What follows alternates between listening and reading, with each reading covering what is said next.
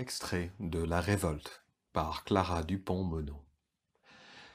Le 18 mai, en 152, Aliénor épouse le Plantagenet.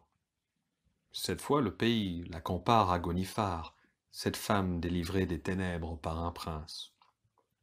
Ma mère m'a souvent chanté cette légende lorsque j'étais petit.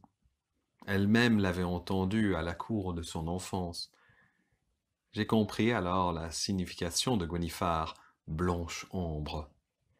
Et j'ai compris aussi pourquoi elle l'aimait tant, parce qu'elle savait que cela n'arriverait jamais. Elle savait que les princesses ne sont pas sauvées, mais restent toute leur vie à la merci d'une décision.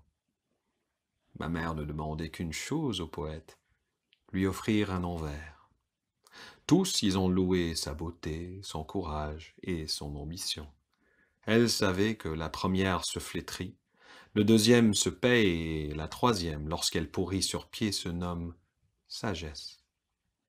Combien de fois l'ai-je entendu, lors des veillées, inviter les troubadours, leur disant « Chantez-moi ce qui n'existe pas ».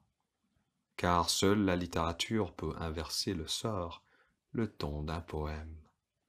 Riche dame de riche roi, sans mal, sans colère et sans tristesse, chantent les troubadours, en sachant justement que Aliénor n'est que colère et tristesse. Et ils ont célébré cette plus que dame, précisément parce que mon père l'empêchait d'en être une. Mais en ce mois de mai, devant la cathédrale, elle est heureuse, ma mère, le cœur léger. À quoi ressemblait son regard?